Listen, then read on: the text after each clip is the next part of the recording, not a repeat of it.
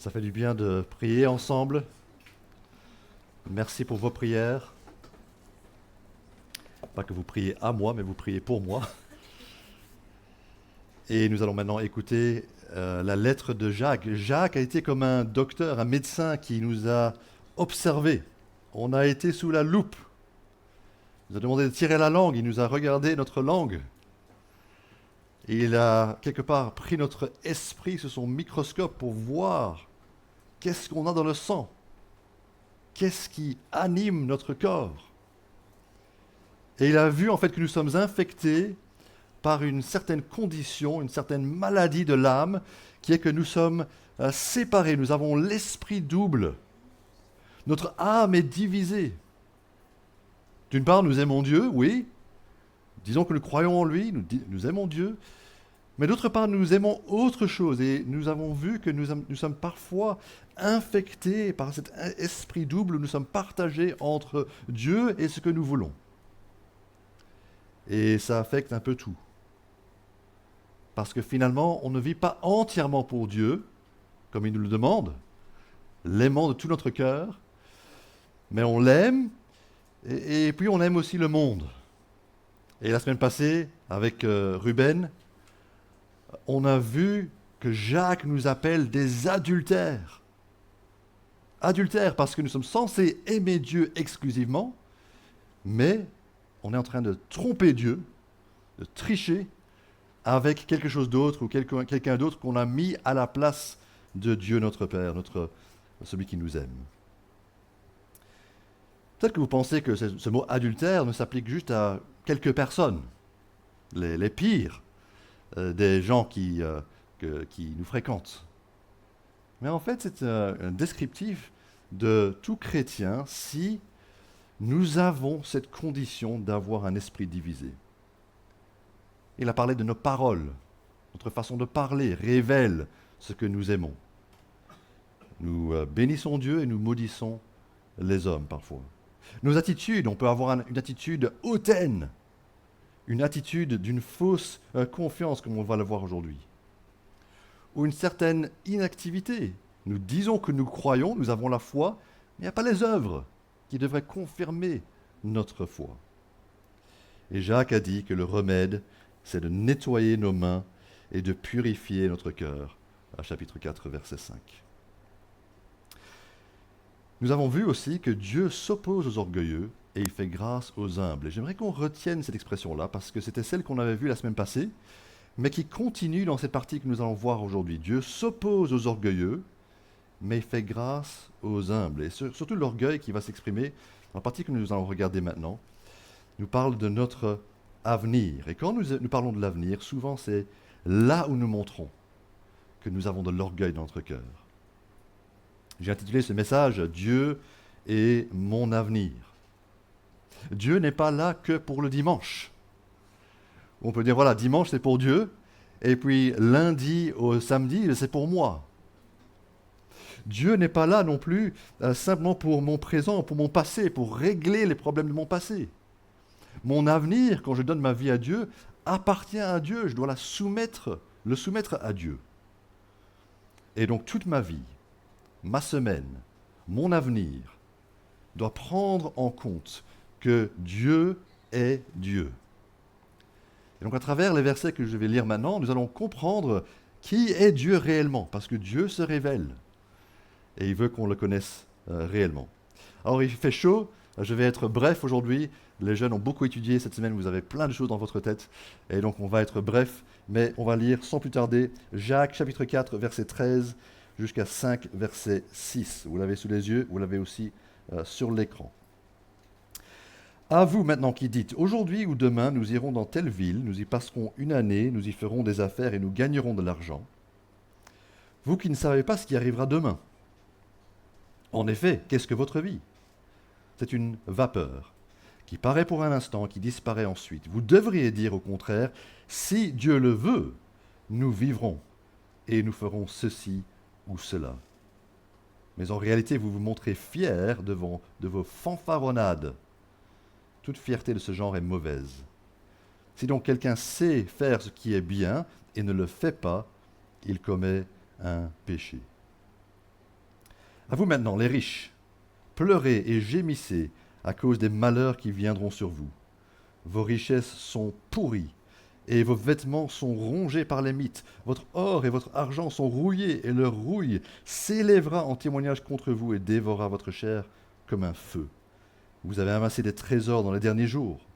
Le salaire des ouvriers qui ont moissonné vos champs et dont vous les avez frustrés crie, et les cris des moissonneurs sont parvenus jusqu'aux oreilles du Seigneur de l'univers. Vous avez vécu sur la terre dans les plaisirs et dans le luxe. Vous avez rassasié votre cœur le jour de la boucherie. Vous avez condamné, tué le juste, sans qu'il vous résiste.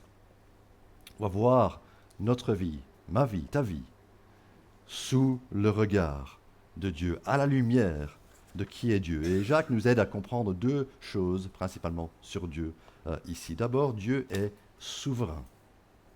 Dieu est souverain. Jacques, dans la première partie que nous venons de lire, dans cet extrait, il s'adresse d'abord aux ambitieux, à ceux qui ont des projets. Ils ont tout prévu. Verset 13. Ils disent, aujourd'hui ou demain, nous irons dans telle ville, nous y passerons une année, nous y ferons des affaires et nous gagnerons de l'argent. Ils ont un projet de réussite. Et regardez comment ce projet englobe tout. Quand, où, quelle durée, quelle activité, quel profit on va gagner. Ça répond à la question, qu'est-ce que vous allez faire l'année prochaine? C'est une question qui irrite particulièrement les jeunes quand on leur dit « Alors, qu'est-ce que tu vas faire l'année prochaine ?» Tu arrives à la fin de la scolarité, tu arrives à la fin de tes études, qu'est-ce que tu vas faire l'année prochaine? Et la réponse, en fait, à cette question difficile que les adultes posent aux jeunes, la réponse à cette question se trouve au verset 14. Vous ne savez pas ce qui arrivera demain. Donc vous devriez dire, qu'est-ce que vous allez faire l'année prochaine? Je ne sais pas. C'est tout à fait légitime de dire ça. Et vous ne savez pas ce qui arrivera demain non plus, vous devrez dire aux adultes. Alors bien sûr, on a une idée. La vie n'est pas remplie de rebondissements. On ne sait vraiment pas d'un jour ou l'autre où on va être, qu'est-ce qu'on va faire. On sait que globalement, on se lève, on va au boulot, on travaille, etc. On a des plans. Mais, même quand on a des projets, ce texte nous invite à regarder ces projets sans avoir de l'arrogance, de l'orgueil que ça va certainement se passer. Vous vous souvenez, en 2020, moi je suis quelqu'un qui a un agenda en papier. Je sais que beaucoup de jeunes aujourd'hui ont des agendas sur leur téléphone. Moi j'avais un agenda en papier en 2020. Et il fut un moment où je me suis dit, en fait, j'ai juste commencé à barrer des pages et des pages de mon calendrier. Parce que c'était plus utile, ça ne servait plus à rien. Tout ce que j'avais projeté de faire n'allait pas s'accomplir. Mon agenda ne me servait plus à rien. Et en fait, ce moment-là, le confinement, nous a en fait montré quelque chose qui est vrai tout le temps. Nous ne maîtrisons pas l'avenir. Nous n'avons pas la capacité de réaliser nos projets. Et Jacques pose cette question qui est beaucoup plus profonde que ça. C'est pas seulement est-ce que tu vas pouvoir faire ce que tu veux, mais qu'est-ce que votre vie? Qu'est-ce que votre vie? C'est une vapeur. Il pense à cette expression de l'Ecclésiaste. Dans le livre de l'Ecclésiaste, il parle de la vapeur. On n'arrive pas à cerner cela. C'est comme le brouillard du matin qui est là et qu'on voit, et puis le soleil brille, le soleil se lève et il n'y a plus rien. Il ne reste plus de brouillard. Je pense qu'on ne pense pas souvent à notre vie comme ça. Je passais devant le bâtiment Brandwindlock l'autre jour. Il y a un boulevard Brandwindlock, mais il y a aussi un bâtiment Brandwindlock. Je me suis dit, oui, je pense que c'est comme ça que nous pensons à notre vie. Nous pensons que nos vies sont un édifice, un immeuble, quelque chose de stable, quelque chose de permanent. Je suis vivant. Brandwindlock était un ambassadeur américain en Belgique, il était un ami de la Belgique. Donc ce bâtiment a été nommé après lui. On dit, voilà, ça c'est ma vie. Ma vie avec mon nom. Quelque chose que les autres peuvent voir. Quelque chose sur lequel les autres peuvent compter. Mais Jacques dit non. Ta vie n'est pas un immeuble. C'est la chose la moins stable et la moins permanente possible. Le brouillard, la brume. Et c'est là aujourd'hui. Mais Dieu sait si demain elle peut être enlevée. Notre vie n'est pas permanente. Elle est courte. J'habite près du cimetière de Bruxelles et il y a un faiseur de pierres tombales qui est juste derrière moi. passant devant, je vois les pierres tombales, parfois recyclées, celles qui étaient là pendant 10 ans. Même ces pierres ne sont pas permanentes parce qu'on va les utiliser pour quelqu'un d'autre. Et on voit le nom des uns et des autres qui sont morts par le passé. Et c'est un rappel puissant qu'un jour, il y aura mon nom, ton nom sur une pierre tombale. À moins que Jésus ne revienne avant, bien entendu. Mais c'est ce qui nous attend tous, mes amis. Jacques n'est pas en train de dorer la pilule, mais il est en train de nous regarder comme nous sommes et de nous dire la vérité. C'est pour ça que nous avons besoin de la lettre de Jacques. C'est un miroir sur la réalité de la vie. Ce n'est pas moi qui décide. Ce n'est pas moi qui décide ce qui va arriver demain ou l'année prochaine. Tous mes plans dépendent de la volonté souveraine de Dieu. Toujours en parlant aux ambitieux, Jacques révèle leur fierté mauvaise. Verset 16, vous vous montrez fiers de vos fanfaronnades. Toute fierté de ce genre est mauvaise. Quand les gens ont des plans, parfois ils sont fiers de leurs plans, n'est-ce pas? Un grand projet peut nous rendre fiers. On n'a encore rien réalisé, mais on dit ouais, mais moi j'ai des ambitions. Moi j'ai quelque chose que je vais faire. Vous allez voir, je vous vais épater par mon plan. Cette semaine, je regardais dans les infos, juste le titre, ça m'avait vraiment épaté. Les chefs de l'espace, je ne savais pas que ça existait, mais les chefs de l'espace comptent rendre le trajet vers les planètes Mars, etc., et la Lune, beaucoup plus simple pour 2040. Waouh! Vous imaginez? Les grands qui se sont réunis, les chefs de l'espace, se sont dit ouais, on va faire ça, etc. Et alors, c'est dans les journaux parce que c'est épatant. C'est impressionnant des projets comme ça. Ils sont fiers de leur projet. Qu'est-ce qui se passe? 2 jours plus tard, aussi dans les infos, une des fusées qui avait été envoyée écrasée. Peut-être qu'il faut le faire avant de se vanter, avant de faire les fiers. Attention à ne pas supposer que notre beau projet, notre projet de 5 ans, notre projet d'1 an même, va réussir. On ne sait pas. D'ici 1 an, où on sera. On ne sait même pas si on sera là. C'est pour ça qu'il dit, si Dieu le veut, vous allez vivre. Je me suis rendu compte que ça nous affecte aussi en tant que chrétiens. Moi, vous savez que j'ai à cœur que l'Église grandisse. Je travaille pour que l'Église grandisse. Mais j'ai mes projets de ce que ça peut être, mais je me suis rendu compte que je ne peux pas effectuer la croissance de l'Église. Ce n'est pas moi qui va décider si l'Église grandit ou pas. C'est seulement si Dieu le veut qu'on sera plus nombreux et que l'Église va grandir. Si Dieu le veut. Dieu, en fait, maîtrise toutes choses, tous les paramètres de notre vie, notre santé, notre vie, notre avenir. Il les a prévus, mais il les accomplira. Vous savez, rien ne se passe par accident. Dieu a un plan pour ta vie. Mais, et je sais que c'est bien de dire amen à ça, Dieu a un plan pour ta vie, c'est une vérité biblique. Mais souvent, quand on entend ça, on imagine ça un peu différemment. C'est-à-dire, on complète la phrase avec d'autres mots. Dieu a un plan merveilleux et facile et confortable pour ma vie. Ah, ça c'est bien. Ah, je suis content. Merci Paul. Mais non, c'est pas ce qu'il a dit. Il a un plan pour ta vie, et Dieu est bon, et Dieu va utiliser les affaires de ta vie pour ton bien, mais ça ne va pas nécessairement être un plan facile ou confortable. C'est un plan que Dieu dirigera, où parfois tes plans vont échouer, et parfois tu vas connaître des échecs et des faillites et des deuils, mais il va te conduire à travers ça pour arriver là où il veut que tu sois, et pour être la personne qu'il veut, faire de toi. Excusez-moi, mais ça réveille quand même. Rien ne se passe par accident. Mais peut-être que quand on regarde cette souveraineté de Dieu, on a une attitude un peu de peur. On se dit, waouh, Dieu est tellement puissant et tellement souverain qu'on a un peu peur par rapport à ça. Qu'est-ce qui va nous arriver demain? Est-ce que la guerre va être déclarée en Belgique? Est-ce que je vais perdre mon boulot? Est-ce que je vais mourir dans un accident de vélo? Qu'est-ce qui va se passer? On ne sait pas.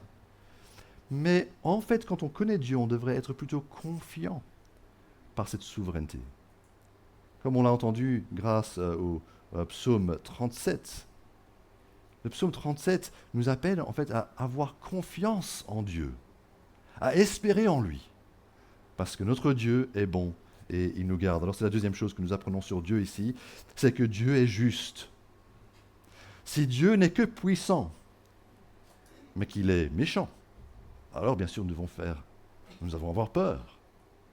Si Dieu est puissant et il est aussi bon et juste, alors nous avons des raisons de le louer, de lui faire confiance. Alors Jacques ne parle pas à des chrétiens, chapitre 5, verset 1, il change en fait d'auditoire. Il a parlé d'abord aux ambitieux, les chrétiens qui sont ambitieux. Chapitre 5, verset 1, il ne parle plus à des frères ou des sœurs en Christ, mais il parle aux riches. Et ces riches parfois entraient à l'Église, c'est vrai. Au chapitre 2, il est question de ces riches qui entrent à l'Église et qui sont habillés d'une certaine manière, de manière assez impressionnante. En fait, les riches, ils ont deux choses. D'abord, ils ont la richesse, des vêtements très beaux, qui coûtent très cher. Ils ont de l'or. Le riche, au chapitre 2, a un anneau d'or, mais ils ont de l'or, ils ont de l'argent. Et puis aussi, deuxièmement, ils ont l'habitude de faire ce qu'ils veulent. Et les riches qui ont de l'argent pour réaliser leurs projets, qui écrasent les autres par leur pouvoir, sont alors très orgueilleux. Mais Dieu s'oppose aux orgueilleux. Donc Jacques leur annonce le malheur, verset 1, les malheurs qui viendront sur vous. Pleurez et gémissez à cause des malheurs qui viendront sur vous. Juste pour être clair, à l'époque où Jacques leur écrivait, les riches, ça allait bien. Tout se passait bien. Ils avaient ce qu'ils voulaient, ils avaient leur richesse, et tout se passait bien. Mais Jacques leur dit, non, en fait, après, très prochainement, vous allez tout perdre. Et il leur décrit comme s'ils avaient déjà tout perdu. Verset 2. Vos richesses sont pourries. Ils pensent à la récolte. Ils avaient fait une grande récolte. C'était leur richesse, leurs fruits ou légumes qu'ils avaient récoltés, leur blé dans leur grenier. C'était leur richesse. Il dit non. C'est comme si c'était déjà pourri. Vos vêtements, toujours beaux, impressionnants, qui coûtent cher, sont rongés par les mythes. Il annonce ce qui va venir. Votre or et votre argent, des choses qui sont incorruptibles d'habitude, ils sont rouillés. Verset 3. Et même, ça dévorera votre chair, votre corps, qui semble en si bonne santé et si fort, ne va pas pouvoir résister. En fait, quand Jacques parle comme ça, il ressemble à son demi-frère, Jésus, qui avait dit des choses pareilles. Ne vous amassez pas des trésors sur la terre. Les trésors sur terre ne durent pas. Ce n'est pas ici que nous devons faire fortune, c'est au ciel que nous devons avoir des trésors, en investissant maintenant pour l'éternité, en faisant du bien maintenant pour le Seigneur et pour son royaume. C'est ainsi que nous allons pouvoir avoir de vrais trésors qui sont des trésors éternels. Bien sûr, le problème n'est pas d'être riche, d'avoir de l'argent, mais c'est quand nous amassons de l'argent. Vous voyez le verbe au verset 3, vous avez amassé des trésors. Et c'est exactement ce que Jésus critique aussi. Ne vous amassez pas des trésors sur terre. Quand on dit ça c'est pour moi, ça je le veux, ça je le garde, c'est la mauvaise attitude parce que nous sommes censés être généreux et utiliser notre argent pour le bien des autres et pour l'Église et pour le monde et pour notre famille. Nous sommes censés faire du bien. Pourquoi est-ce que c'est mauvais d'amasser de l'argent? Ce verset 3 nous révèle que ce sont les derniers jours. Entre le moment où Jésus est ressuscité et monté au ciel et que Jésus revient, nous sommes dans les derniers jours. Ça veut dire qu'on s'approche vers le moment de la fin, où Jésus va juger ce que nous avons fait. Et lorsqu'il nous jugera, il nous jugera par rapport à ce que nous avons fait avec notre temps, avec nos ressources, avec notre argent, avec notre vie. Qu'est-ce que nous avons fait? Eh bien, malheureusement, au verset 5, eux, les riches, avaient vécu sur la terre dans les plaisirs et dans le luxe, et vous avez littéralement grossi votre cœur le jour de la boucherie. Vous savez ce qu'on faisait avec les veaux à l'époque? Quand on voulait le manger, on le donnait beaucoup à manger. Et les riches, qui étaient les plus riches, avaient des veaux et ils nourrissaient les veaux. Et alors, quand le veau était bien gras, bien gros, alors on passe à la boucherie. Mais Jacques est en train de dire, vous êtes en train de vous grossir parce que vous mangez beaucoup, et en fait, vous ne vous rendez pas compte que c'est le jour de la boucherie, vous allez mourir. C'est vous qui ressemblez à ce bétail stupide qui mange et mange et mange sans se rendre compte qu'il est destiné à mourir. Mais le dernier problème qu'il mentionne est le traitement injuste des ouvriers. Et c'est là où c'est grave, verset 4. Le salaire des ouvriers qui ont moissonné vos champs et dont vous avez frustré crie. Ce salaire, ils l'avaient chez eux. Ils ne l'avaient pas donné aux ouvriers. Et les cris des moissonneurs qui gémissent sont parvenus jusqu'aux oreilles du Seigneur de l'univers. Juste pour comprendre un petit peu mieux ce qui se passait avec ces riches, jetez un coup d'œil au chapitre 2, Jacques 2, versets 6 et 7, qui nous aide à compléter le portrait des riches. Jacques 2, 6, n'est-ce pas les riches qui vous oppriment et qui vous traînent devant les tribunaux? N'est-ce pas eux qui insultent le beau nom que vous portez? Qu'est-ce qui se passait? Les riches avaient des champs, des grands champs. Et ils employaient des pauvres, dont des membres de l'Église, ils employaient des pauvres pour aller moissonner. Le matin, ils disaient, voilà, tu peux moissonner dans mon champ, tu peux moissonner dans mon champ, allez, viens, je te payerai. Viens, c'est bon. Alors les pauvres allaient travailler là pour la journée, ils faisaient la moisson, ils rentraient la récolte, ils ramenaient dans le grenier, et puis le patron n'était pas là. Fin de journée, pas de salaire. Eux, ils étaient là en train de faire la fête, ils étaient partis, et les moissonneurs n'ont rien eu. Mais ils avaient besoin d'argent pour vivre. Le lendemain, ils revenaient, peut-être qu'ils travaillaient encore, et à nouveau, pas de paiement. Toujours pas d'argent, toujours pas de salaire. Et à un moment, ils disaient, non mais ça ne va pas. On ne peut pas continuer comme ça, on n'a pas d'argent, vous ne nous payez pas.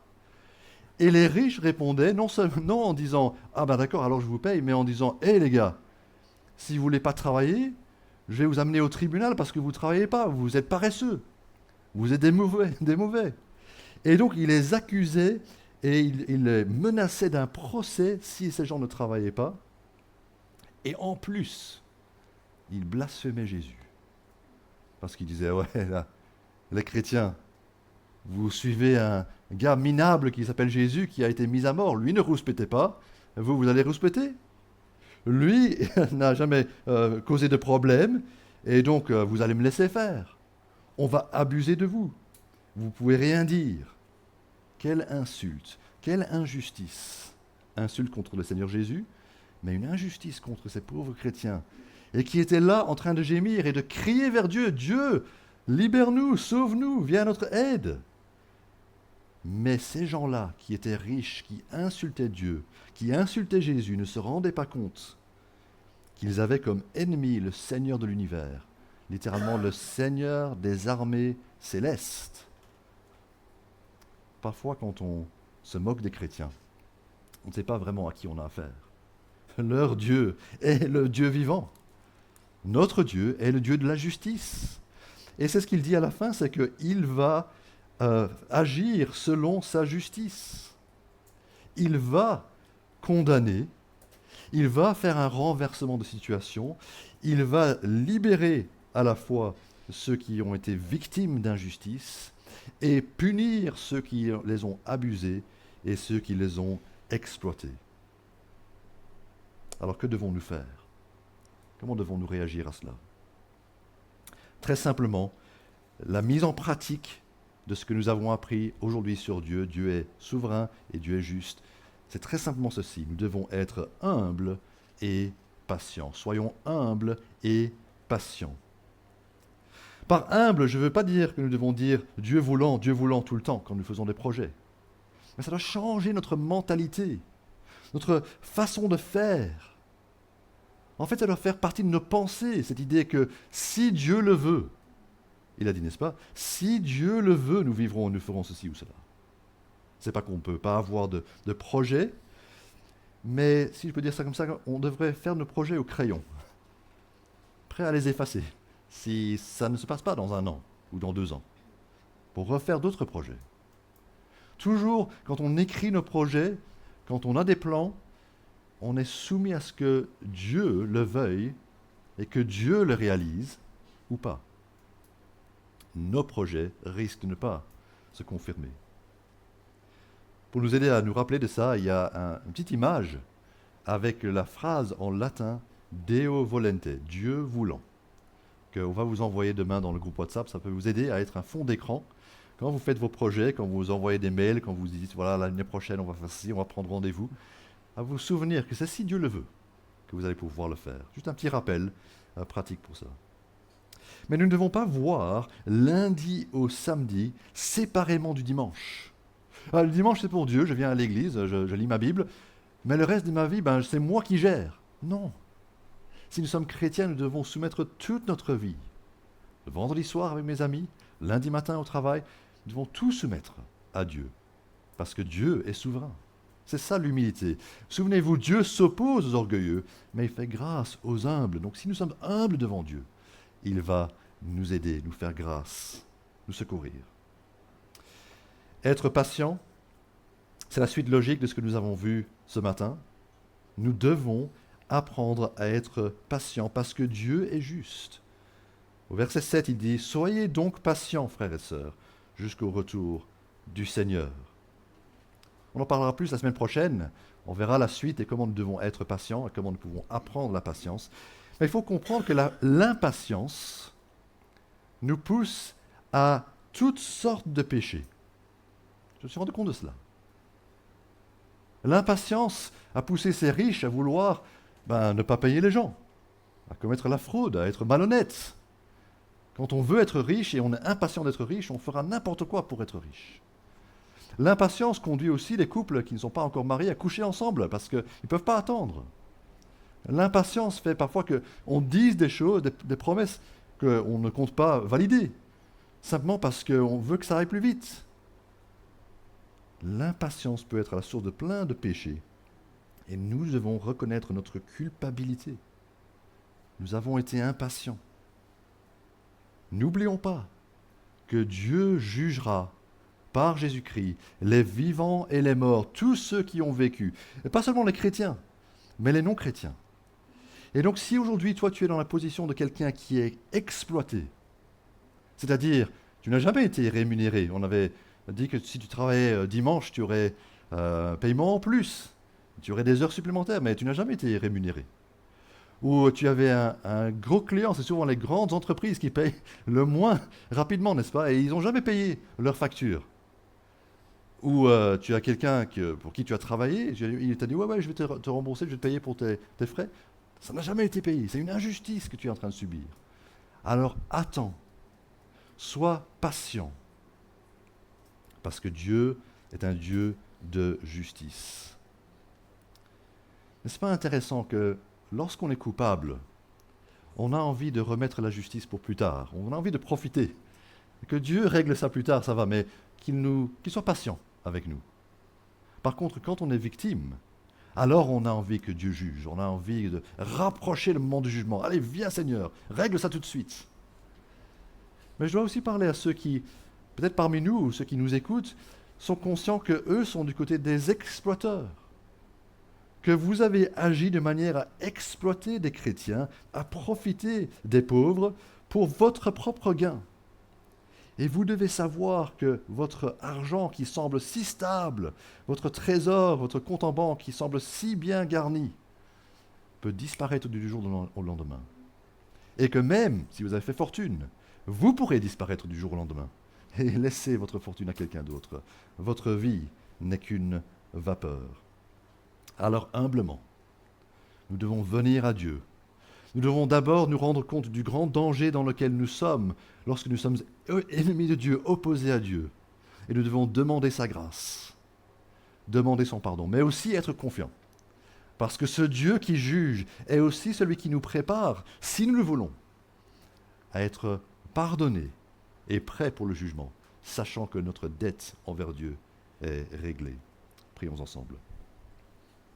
Notre Dieu, nous voulons te confier notre vie. C'est vrai qu'elle est peu de choses. Elle n'est pas longue, elle n'est pas stable, elle n'est pas permanente.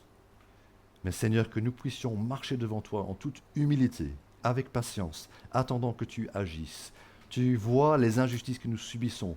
Permets, Seigneur, que nous puissions connaître ta justice que tu restaures quelque part ce qui a été dérobé, enlevé, volé, et que nous puissions avoir cette vie avec toi où nous sommes confiants en toi de jour en jour parce que tu es celui qui est bon envers nous.